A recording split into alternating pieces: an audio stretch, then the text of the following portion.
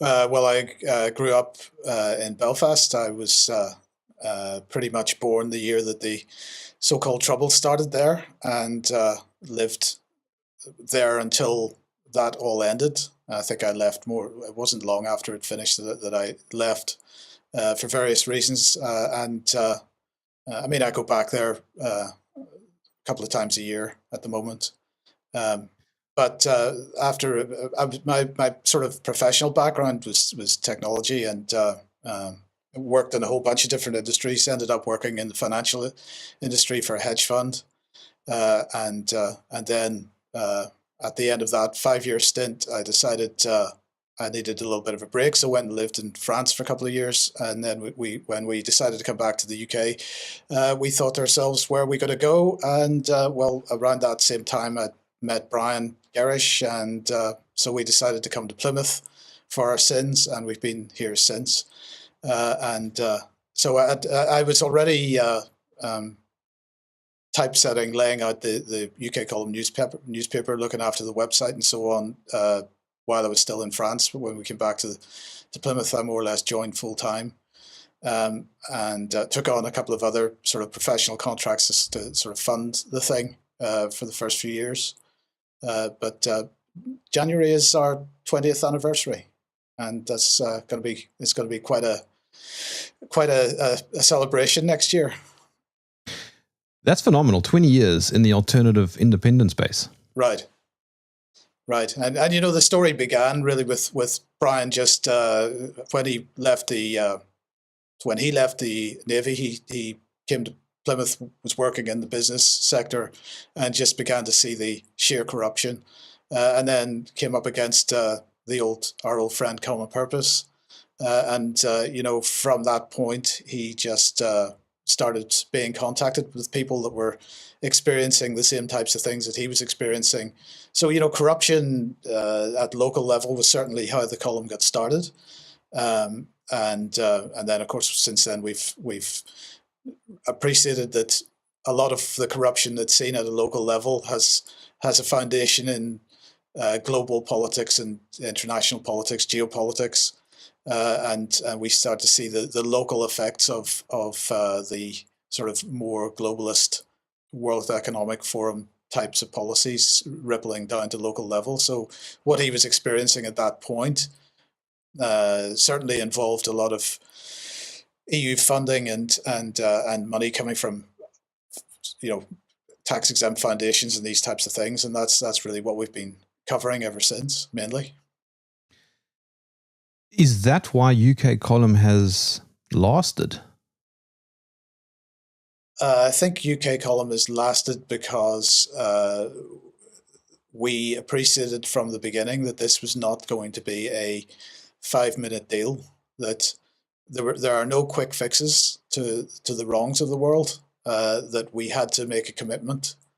And he certainly had made a commitment. I made that commitment. Everybody else that's come to work with us has made similar commitments, and we recognise that you know, it's easy to fall into the trap of demoralisation and getting bored and getting the idea that this is all unfightable. But the fact of the matter is, there have been numerous wins over the years, and I would say that the other thing to keep in mind is that when we look at the documentation that globalists, the policymakers have written over the years, they have set deadlines for themselves, and they have not met any of those deadlines. And the main reason for that, I believe, is because of the pushback from ordinary people. So, you know, when I see people saying, well, there's no point doing this, or there's no point doing that, because it doesn't really have it absolutely has an effect. And now there is a slight downside to this, and that is that, just speaking purely personally, I believe that what we're facing, the corruption that we're seeing, only is dealt with when it becomes obvious to the most unwilling participant, and we saw that during COVID, for example, because that was lockdowns, vaccine policies. These were in everybody's faces. They couldn't avoid it. it was affecting them all personally, and so everybody got, lots and lots of people got engaged, and since then we have seen a massive fall off in the number of people uh, getting engaged or staying engaged Yeah. because they see that threat has disappeared, and in fact it hasn't disappeared because the policies that brought us COVID were there before, they're there since. Nothing has changed, and so I think one of the messages that we have always tried to keep pushing out there is that everybody needs to be making the long term commitment and sticking with it, because that's the only way that we can succeed. Yeah, that's something you and I spoke about a few weeks ago. This tendency of people to quote unquote go back to sleep. It's very strange. COVID's over now. There we go. It's all back to normal. But the irony is that it absolutely isn't. No, it isn't. That particular gambit has been played, and I believe it failed spectacularly. But what it absolutely demonstrated was the willingness of the national governments right across the Western world, at least, the willingness of national governments to treat their populations extremely badly. But we see the same policy in the assisted dying bill that's going through Parliament at the moment. We in the UK we see that the World Economic Forum hasn't gone anywhere. Agenda 21 and Agenda 2030 haven't gone anywhere. Net zero policy is being pushed forward. The war policy, the absolute insanity that's being displayed by Western leaders at the moment, where they on one hand are saying we've got to build a war machine to take on Russia, and on the other hand we've got the United States Navy being beaten by Yemenis Yemen, which is the poorest country in the world, and are we seriously trying to persuade ourselves that we could take on Russia or China or both? It's insane. So the first thing we got to recognize is that our political leaders are basically unhinged at the moment. And I think part of this is because the policy agenda has not progressed at the speed that it was supposed to have. The deadlines have been missed, and they're coming under massive pressure. That's a good point. So a lot of people who look at these big pictures tend to assume that it's all a well-oiled machine, and it really isn't. There's a lot of infighting. There's a lot of competing happening at the highest levels, which also adds to the failures.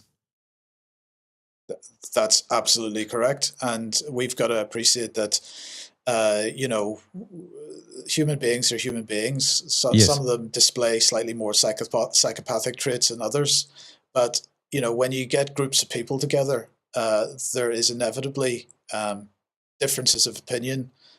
Sometimes this can lead to significant conflict within groups, and the so-called power elites are no different to anybody else. So if anybody's worked in a group and campaigning or any kind of activism, we all have experienced breakdowns within as different opinions come in and different views about which direction to go. And this is all normal in a sense, but for them, that of course, if they have deadlines to meet, causes them problems as well.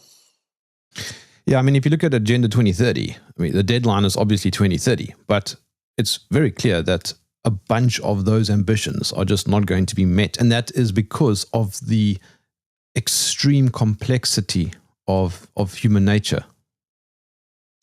It's also because I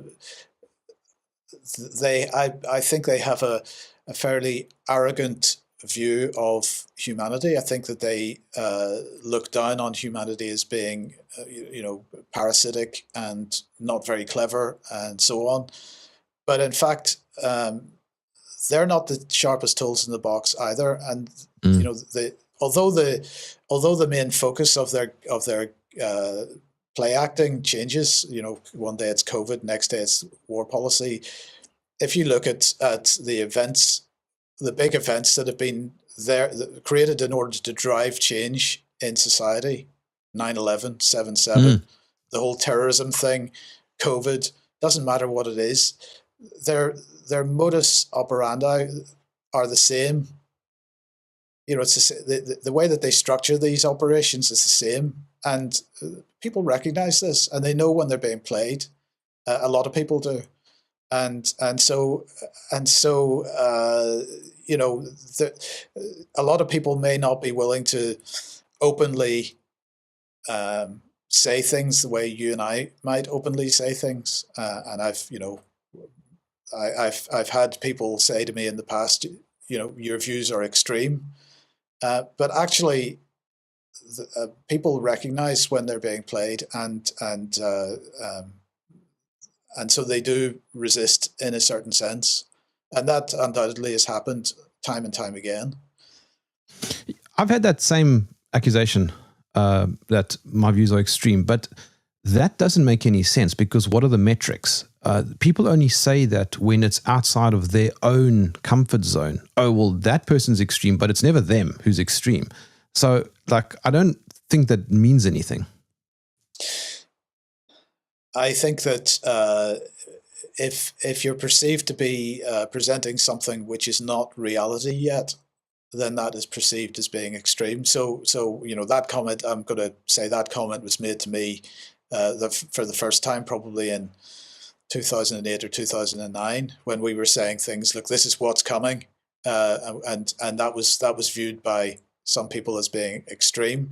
Of course, you look back at what was said in 2008 and 2009, in 2020 and 2021, and actually what was said then isn't extreme anymore, because it's actually happened, right? Yes. So the perception of extreme views is something which, as the activities of the political class becomes more and more extreme, and it absolutely has become more and more extreme, then of course what was perceived as extreme by us at one point is no longer perceived that way. How did COVID impact your worldview, your paradigm? It didn't impact it at all, because it was not a surprise. I mean, when was the first SARS? 2003, I think.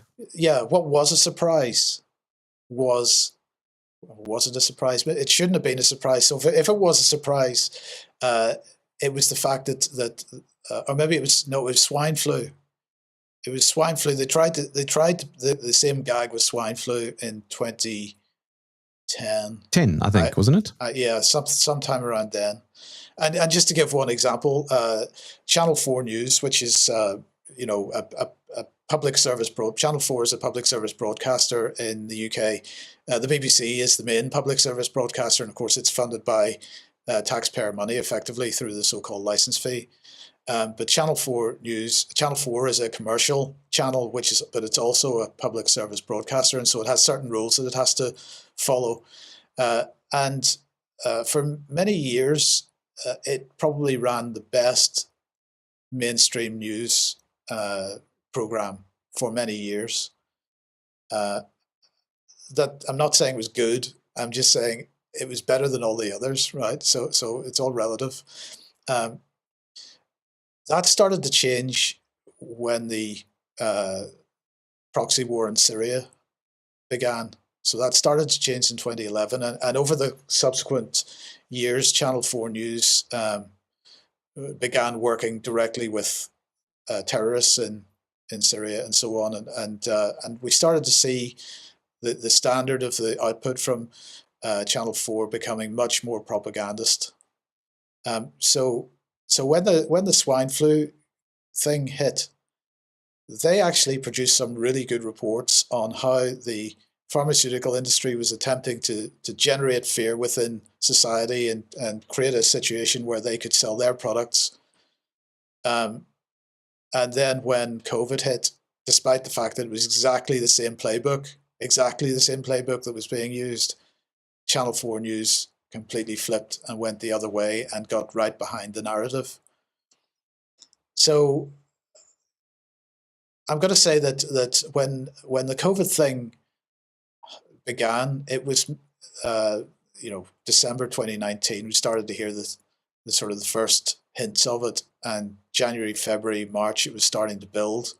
It was probably late April before UK Column was really engaging with that topic, and this is one of the things that some of the criticism we get from sometimes, you haven't commented on X, Y, or Z, and one of the things that we prefer to do is to actually get a better, no knee-jerk reactions to stuff. We want to actually analyze and get a better view of what's going on around us before we comment on some things. So it took us a little bit to start commenting on COVID, but and certainly, when we did start commenting on it, I was getting, my father, for example, was saying, "Are you sure about this? Are you sure you're right about this? It could go wrong for you if you're not," and this kind of thing. But actually, I think we more or less had it understood from the beginning.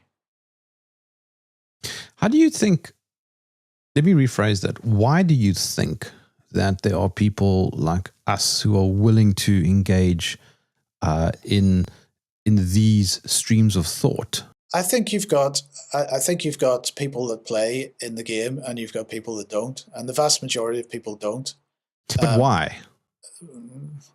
I don't know that I have an answer to that. I think that everybody that, I think that in the political elites, you certainly have a proportion of the population who are inclined to desire power and desire influence, and that's what drives them.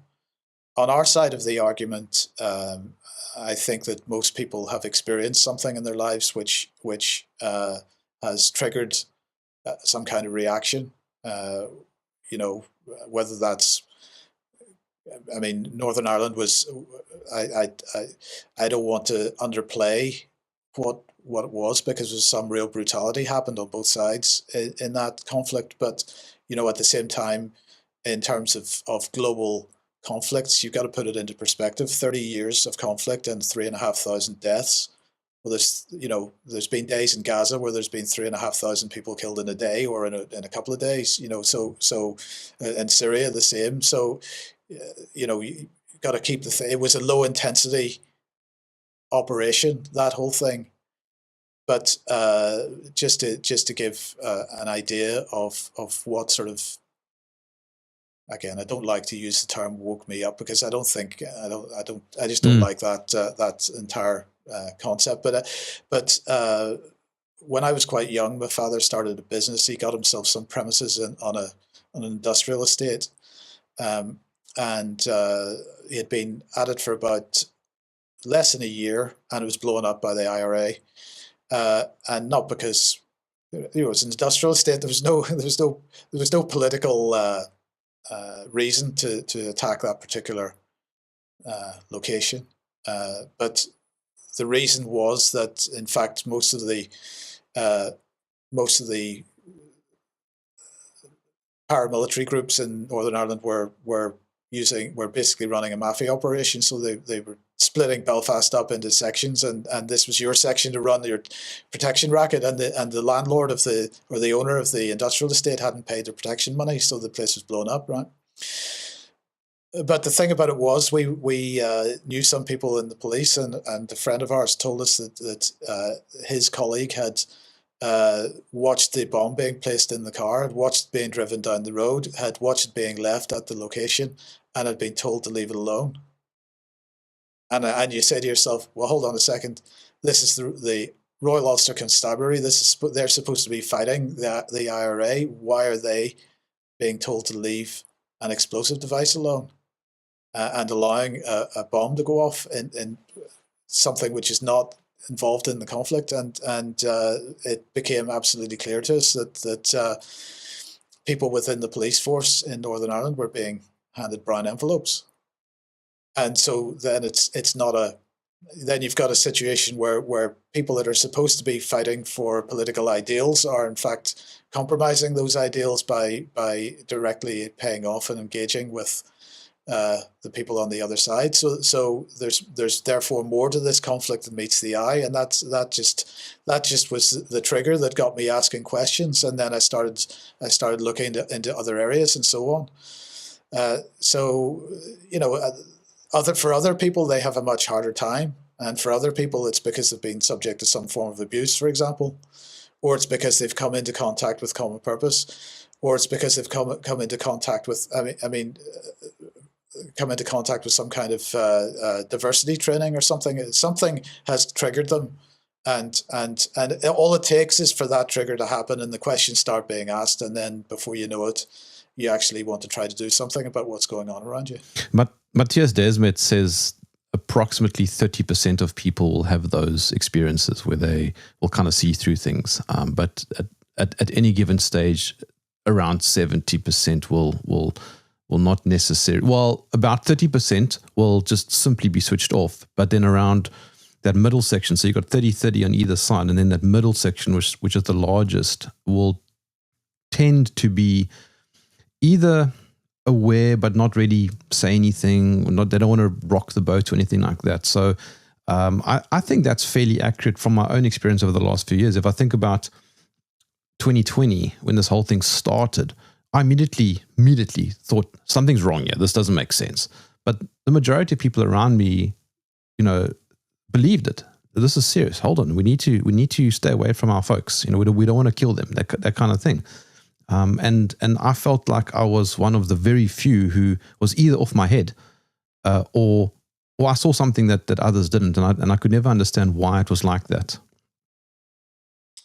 Yes, I mean, I can't give any great insight other than, I can't get Come on, Mike. to why the average person just sits there and does nothing. I don't. But it has to be said that a big proportion of the people that consider themselves awake are happy to just sit there and do nothing. They consume content, they consume the fear porn, and they're particularly engaged with the fear porn.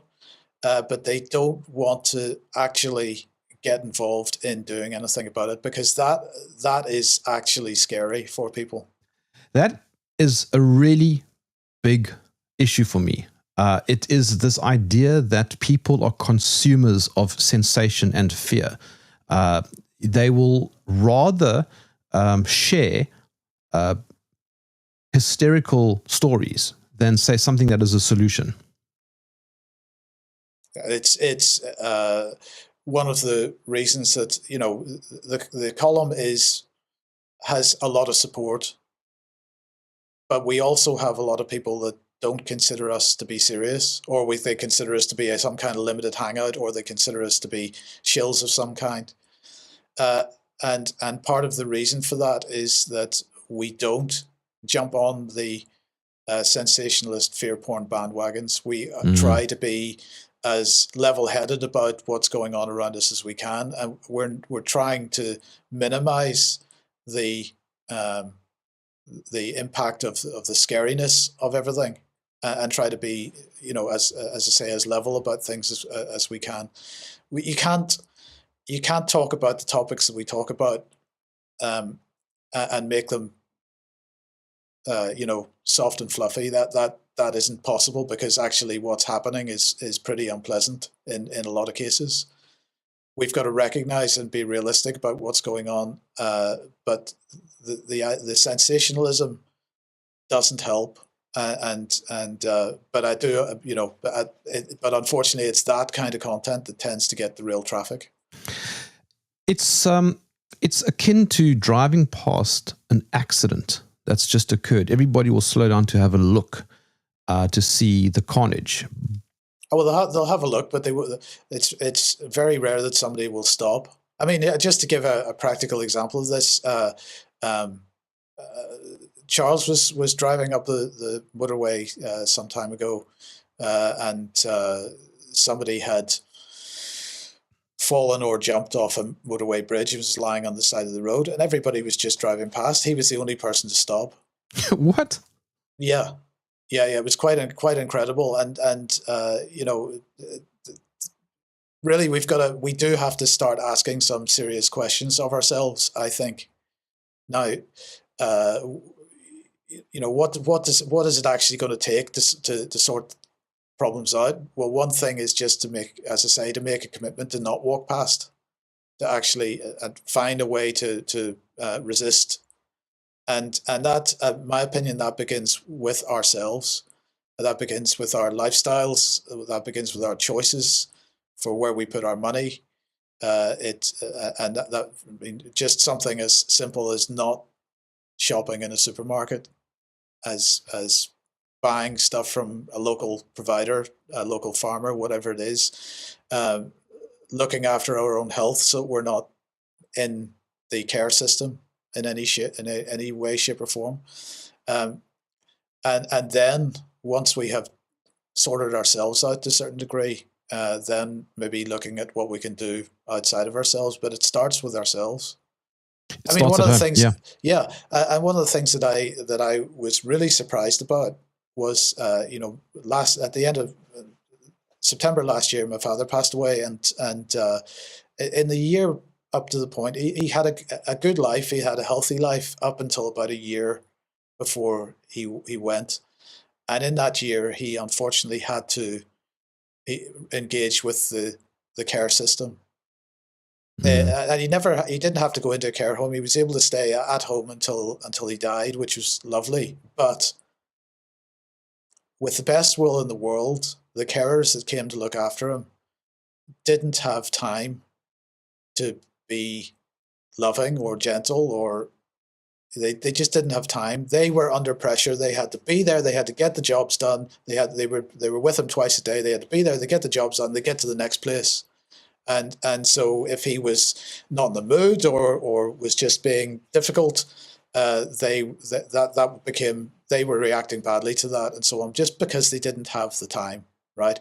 And I said to myself, I'm not going to end up, now of course you can't make any guarantees in life, but I said to myself, I'm not going to end up needing care. Now, a lot of people will have noticed that if you look back at UK Column News a year or two ago, I was significantly carried more weight than I am at the moment, and that's because I decided that I was going to do something about my health, and I have decided to do something about my health and my fitness. And my goal in life is to now, in terms of my own personal fitness, is to attempt to live for as long as I can, as fit as I can, and basically keel over dead at some point. Right, I do not want to be reliant on a care system now. So that's one part of the story. The other part of the story is that my wife works with primary school children. She works with special needs kids mainly, but she's working in increasingly in the UK. Special needs kids are being put into mainstream primary school, so she's working in a mainstream primary school, and she's working in a challenging part of the city where the kids are from poor backgrounds and so on. But nonetheless, these kids some of them are still needing to they're still wearing nappies at 7 and 8 years old in some cases, right? Now, this young generation of kids that's coming up are going to be the kids, some of them are going to be the kids that are going to be manning the care homes and providing the care for old age care when you and I are needing that.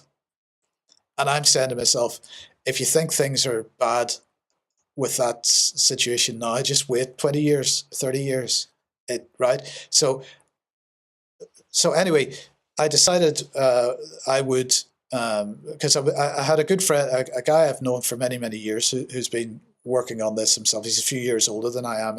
And so I had him, a guy called David Siegel. I had him on the UK Column a couple of times for an interview to talk about longevity, not in the sense of living longer, but living healthy longer, and fitness and the types of, as you know, if you're over 50 years old, what types of exercise do you need to do? Because you've got to avoid injury and these kinds of things and so on. And those interviews probably had the lowest engagement of anything. And I just thought to myself, well, hold on a second, guys. We're talking about stuff that actually should be important to all of us. And it's not about, we weren't trying to sell anything. We were just giving advice. And I couldn't work out why that had low engagement. It was I don't quite get it to this point, I have to admit. I have exactly the same thought process. It's something that has fascinated me for a while. Why solutions-based, or shall we say white pill conversations just seem to get no traction?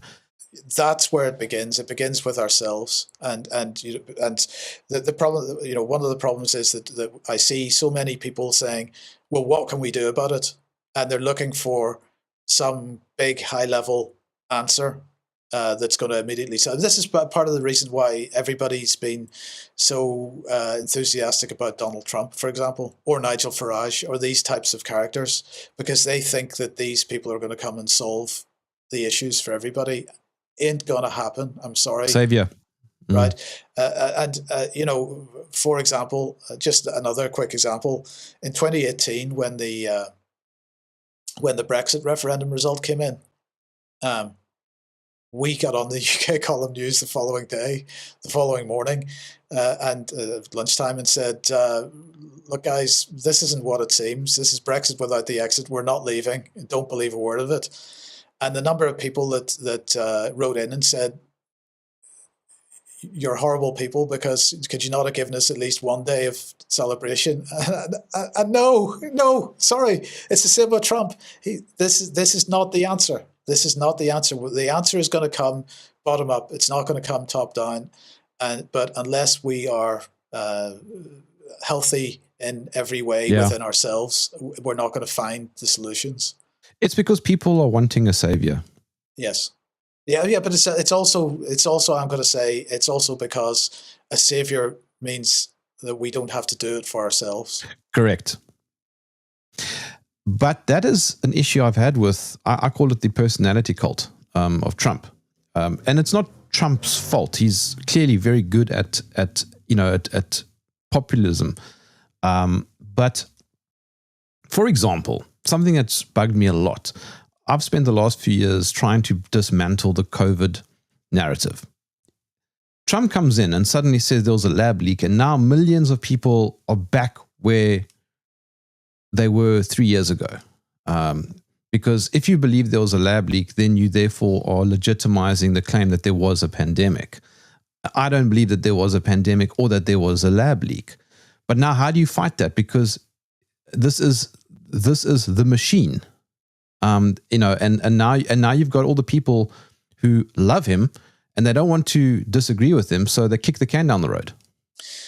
So this is a great example. In a lot of the stuff that I see being shared in social media, there is no internal consistency in the argument, right? So it was a lab leak, but nobody died. Well, if it was a lab leak and it was a bioweapon, it wasn't a very effective bioweapon if nobody died. So who gives a damn if it was a lab leak? The lab leak story then becomes a non-story, right? Because there was no bioweapon if nobody died from it. So what are you saying? What is your argument? Are you now saying that all the people that died in 2020 and 2021 died of SARS-CoV-2?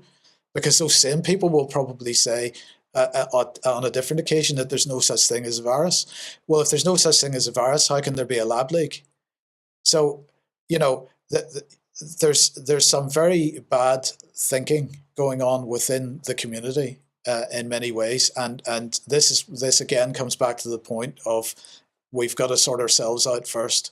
We've got to develop and actually analyze what's being said to us and what we're sharing. And yes, today it might be convenient to believe that there was a lab leak and the other aspect of this, by the way, is when we look at who's actually pushing the lab leak story. I'm not talking about Trump or at the political level. I'm talking about at the deep state level, the likes of Richard Dearlove, for example. Well, have we forgotten that Richard Dearlove was the same man who pushed the yellow cake story that brought us into the war in Iraq? Right? So the same man is now pushing the lab leak story. Why is he doing that? Is it because he actually believes that there was a leak from a lab or is it because he's retired head of MI6, but in fact he's still a deep state actor? Is it because he's pushing for a war with China, which is what I believe he's absolutely doing, right? So so we've got to get our story straight and try to get some consistency in the arguments that we're making. Yeah, and also the lab leak narrative, as you just pointed out, feeds the anti-China narrative, which is very much in the crosshairs now of the US. So look, no matter what you think about Donald Trump, as he is one person, and around him is the biggest deep state operation on the entire planet, right?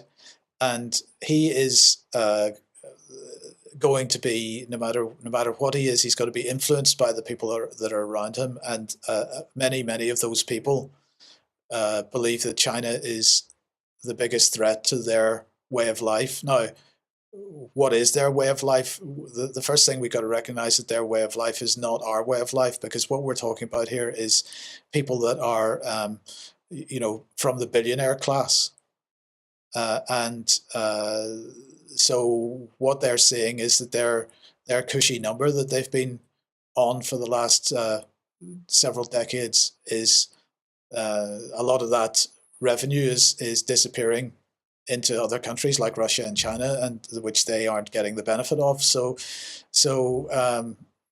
of course they're going to start pushing against that. Now, the fact that they created the by exporting the jobs and the technology to China in the first place, that irony, we can just set that aside as far as they're concerned. But China has become the enemy because it can't be exploited anymore in the way that it was 20 or 30 years ago. It's actually really interesting because on the one hand, we want to talk about Trump and Putin and Xi Jinping, right? And these are powerful leaders, but they're only powerful within certain parameters that are given to them. And because you talk about the deep state, the DOD, the CIA are exceptionally powerful. And then, of course, the central bankers are even more powerful. Yes, but again, it's clear that a lot of people have a worldview that what we're facing is some kind of cohesive thing that is controlling everything. No, it's quite disjointed. Yes, I don't see it that way at all. I see utter chaos actually on the other side, and although there, and I don't see a huge amount of agreement about exactly, they may have some basic agreement on general direction, but yeah, but we all know that the deep state exists. UK Columns just run a conference in Cheltenham on this topic, and we gave some insight into what the bits of the deep state that we can see, and we had some people talking there that have worked for the deep state in the past, like Catherine Gunn, for example, who most people will know blew the whistle on the attempts by the deep state to get us into war with Iraq, and ended up watch her. And watch her film and read her book and so on, and get an idea for that, because I absolutely recommend that everybody does that. But even within the intelligence agencies, there is competition, and so I don't think there is a cohesive control mechanism. That isn't the point I was going to make. The point is that is at a certain level of society, and in general we can't engage directly with it. But we've always got to keep in mind that the deep state, whatever your view of the deep state may be, does not have its fingers on at ground level. That there's a middle management structure, and politics is part of that, and think tanks and so on are another part of that, and other policy-making organizations. These things we can see, and these things we can disrupt. And if we can disrupt that level and keep disrupting that level of it, then of course they can't pursue their their agenda, and that's what we have been doing, and that's what we got to keep doing. Unfortunately, some people have taken that to an extreme, where basically they have come to the conclusion that anything that is said by any kind of mainstream source, whether it be a scientific source, a medical source, a political source, a media source, if it's come from the mainstream, it's a lie. Yes. And of course, that isn't true either, right? No, exactly. So it's too simple. Yes, it is a massive oversimplification, and even taking the view, for example, that Xi Jinping and Vladimir Putin are just the other side of the same coin, because they're also pursuing CBDC and digital ID and these kinds of things. Yes, this is true to a certain degree. I think there's just simplifying it to that degree misses a huge amount of nuance and direction of travel plays a big part in this as well. So, for example, I was in China a couple of weeks ago, and I'm not going to say too much about being in China a couple of weeks ago, because I've just done an interview with Carl Zha, and I don't want to completely subvert that one. But what I will say is that people's view of this type of technology and people's view of even the state and the government is much more positive and optimistic than ours is of our equivalent. And I think that part of a reason for that is because, famously, China has lifted 800 million people out of poverty. The direction of travel is from relative poverty, and now people are relatively well off, and they're still heading in a much better direction as general. And they perceive that a lot of this technology has facilitated that. In our case, we are going from a position of being relatively comfortably off, and we're witnessing our infrastructure collapse. We're witnessing our societies collapse. We're witnessing the effects of immigration, the effects of just non-investment in our societies, and so we're going in the opposite direction. And as a result, we are actually naturally significantly more pessimistic about our governments and so on. And as a result, we are choosing to elect people who are less than equipped to solve these problems. So in a sense, we're living our own demise.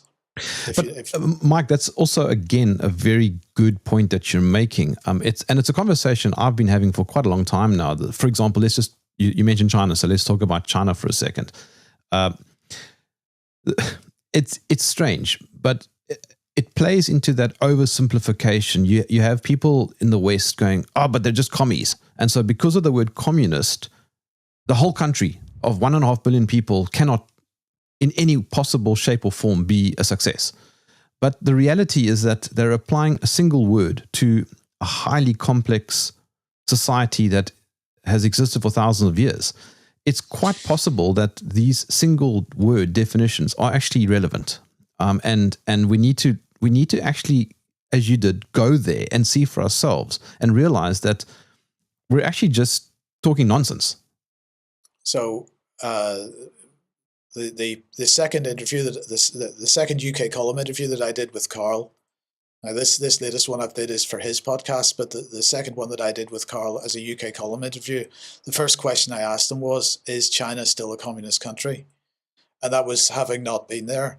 And he said basically not. And I'm going to say that having been there, China is not a communist country. Now it may be run by the Chinese Communist Party, but everybody there is running their own business, or they're earning a living. This is not the old sort of Soviet system of everybody being allocated a job sort of thing.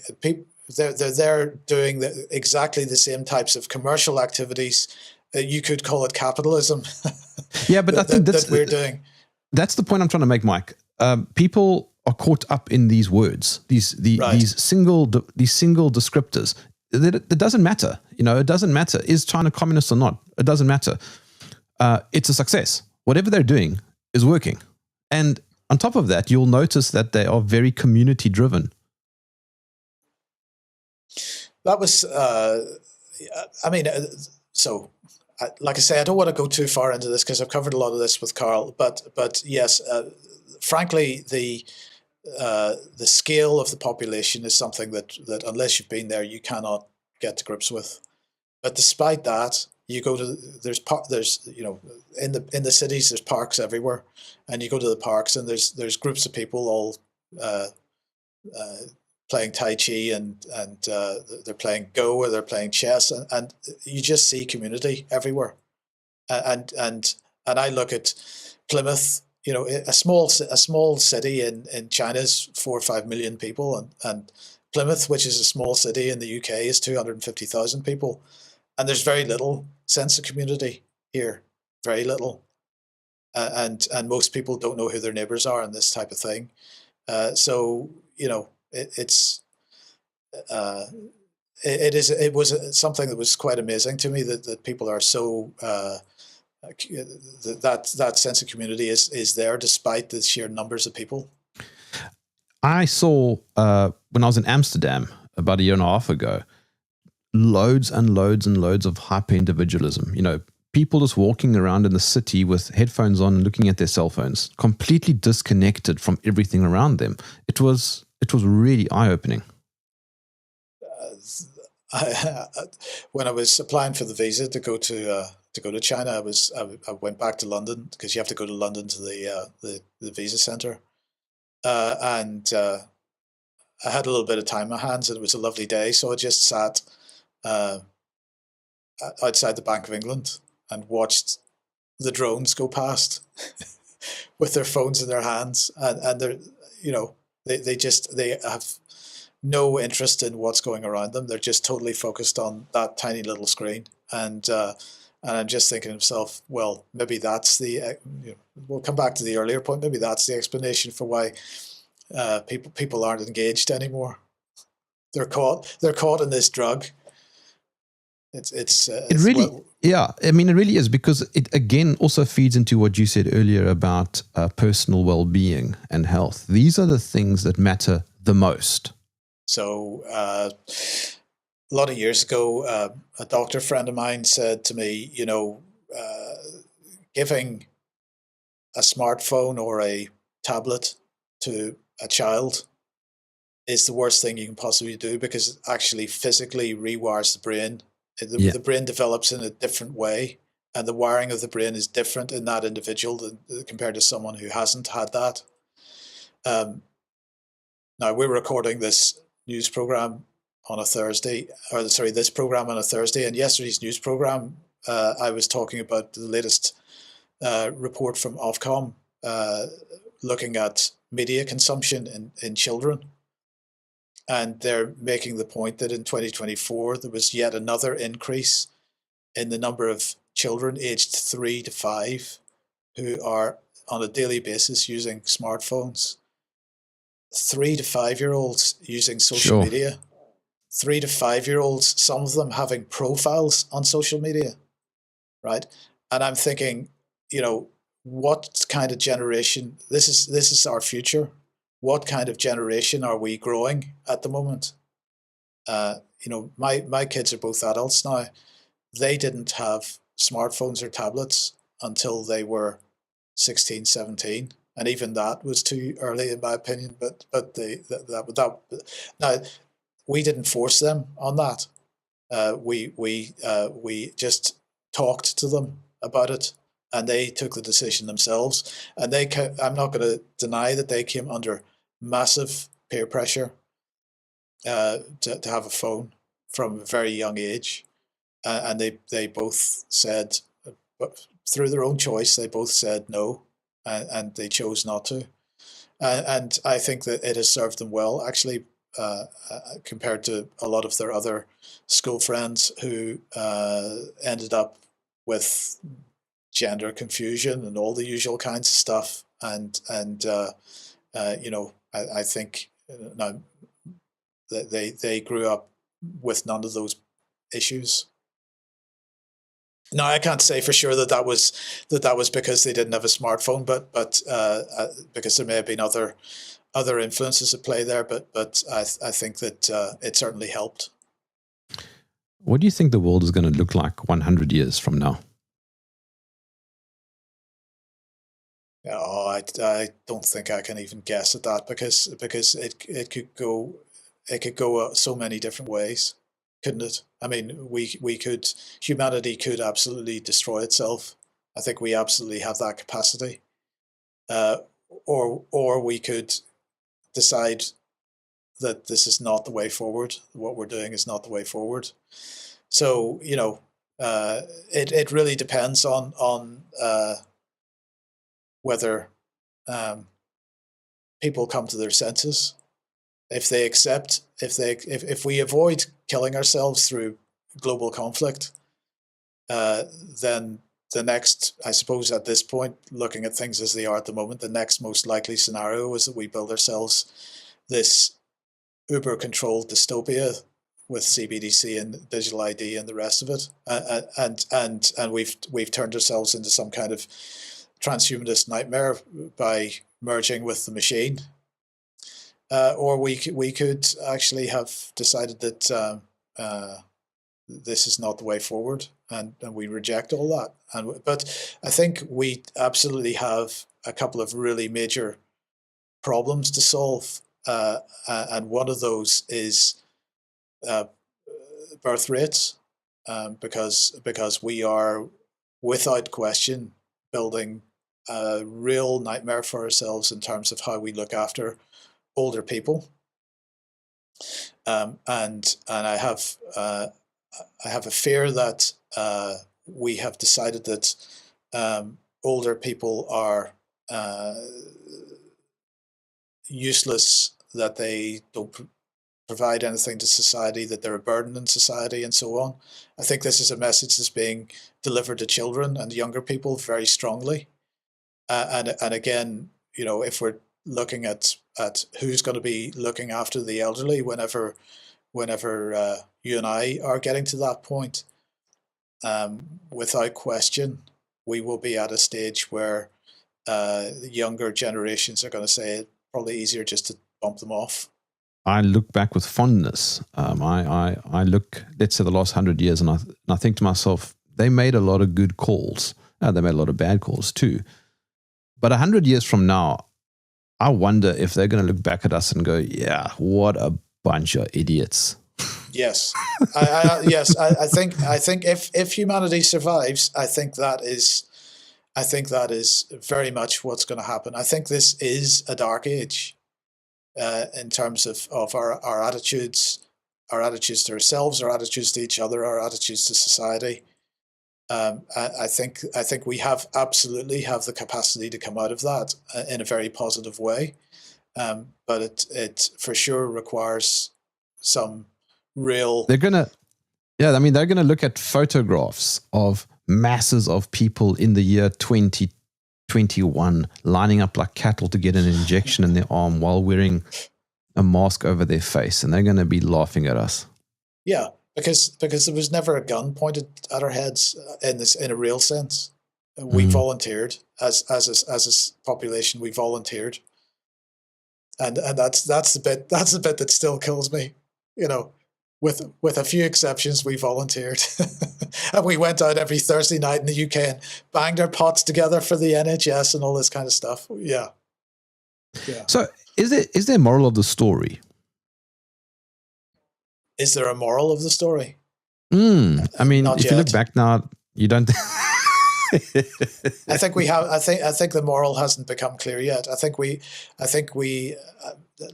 This might be worrying to some people, but I have always held the view that things have to get worse before they're going to get better. Because this comes back to what I was saying earlier on. What we're facing has to be in the faces of and obvious to the majority of people, and not just obvious to a minority of people. I think it's got to be. Why it won't happen? Yuri Bezmenov, in his interview with who interviewed him in 1983, G. You can't Edward remember who Griffin. it was. G. Edward Griffin Yes. interviewed him, and Yuri Bezmenov said, you can take people to the gulags and they still won't believe it. They'll only believe it when the foot of a soldier is on their head, pushed to the ground.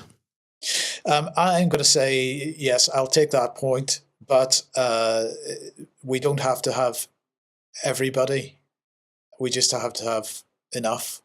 And a critical mass. What I think that COVID did demonstrate is that there were enough people called BS on it that in fact at the end of the day the whole thing has been a failure. So I'm going to say I'm not quite as pessimistic as that, because I don't think it requires everybody.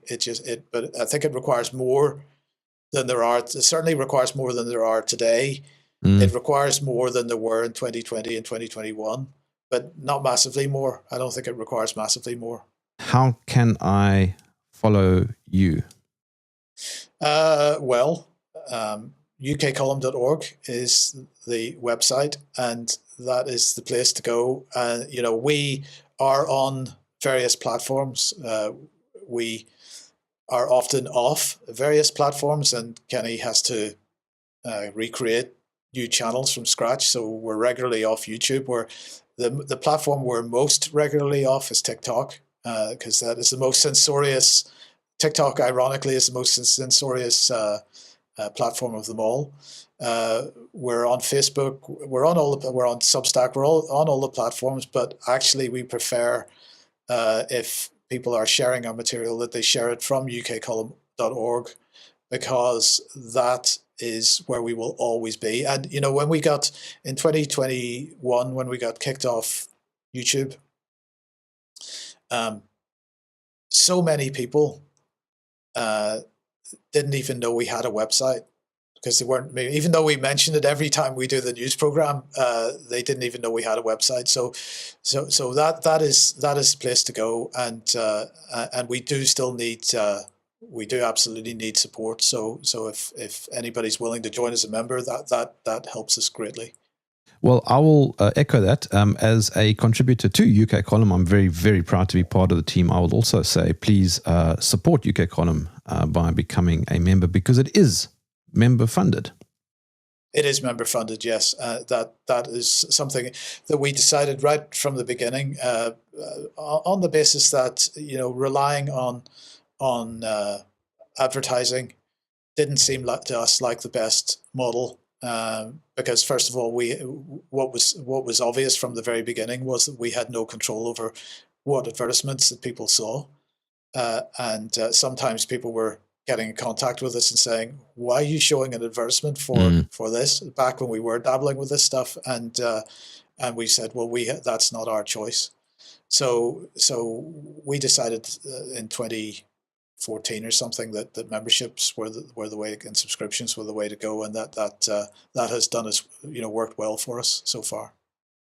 Well, on that note, Mike Robertson, thank you for joining me in the trenches. And thank you, and welcome to the UK Column, Jerm, because it is fantastic having you here. And I'll just end by saying thank you to everyone who has supported us over the years and continues to do so.